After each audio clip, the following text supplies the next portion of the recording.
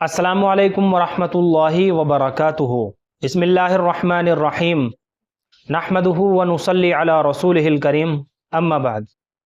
मोहतरम नाज़रीन इकराम, एक सवाल किया गया है बच्चों के नामों के ताल्लुक़ से, और सवाल कुछ इस तरह से है कि बच्चों के नाम कब रखने चाहिए, पैदाइश से पहले रखें या बाद में रखें? प्लीज़ तफसील के साथ समझाइए। देखिए, बच्चे की पैदाइश से पहले भी बच्चे का नाम तजवीज़ कर सकते हैं, मुंतखब कर सकते हैं, इसमें शरअन कोई कबाहत नहीं है। लेकिन बच्चे की पैदाइश से पहले बच्चे का नाम तजवीज़ करने को ज़रूरी समझना कि ऐसा करना ज़रूरी ही है, इस बात की शरीयत में कोई असल नहीं है। बच्चे की पैदाइश के बाद भी बच्चे का नाम तजवीज़ किया जा सकता है, इसके अलावा भी बच्चे का नाम तजवीज़ कर सकते हैं।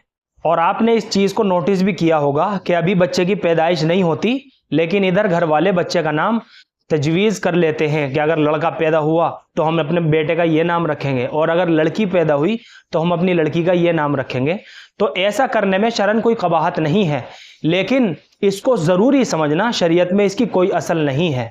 इसके अलावा भी बच्चे का नाम रखा जा सकता है, और मुस्तहब अमल ये है कि 7वें रोज़ अकीके के साथ ही बच्चे का नाम तजवीज़ कर देना चाहिए। बिला वजह ताख़ीर करना बिल्कुल भी मुनासिब नहीं है।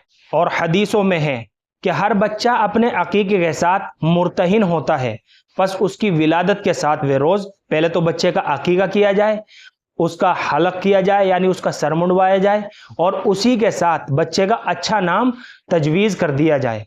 और अच्छे नामों से मुराद ये है कि ऐसे नाम बच्चों के रखने चाहिए कि जिन नामों को रखने का मुसलमानों में तामुल हो, यानी ऐसे नाम नहीं रखने चाहिए कि जिन नामों की मुशाबहत गैरों से मिलती हो।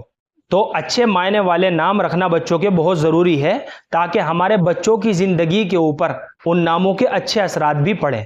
बाहर कैफ। तो आपने ये जो सवाल किया है कि बच्चों का नाम कब तजवीज़ करना चाहिए, देखिए पहले भी हम बच्चे का नाम तजवीज़ कर सकते हैं, इसमें कोई हरज की बात नहीं है। लेकिन मुस्तहब अमल जो है वो यही है कि बच्चे की पैदाइश के यानी 7वें रोज़ बच्चे का अकीका किया जाए, और उसी के साथ साथ यानी उसी दिन बच्चे का अच्छा नाम तजवीज़ कर लिया जाए। तो यह मुस्तहब अमल है। मुझे उम्मीद है कि आप सभी हजरात को अच्छी तरह समझ में आ गया होगा। अल्लाह हम सबको सुन्नत व शरीयत पर पाबंद फरमाए। फ़क़त वल्लाहु आलम।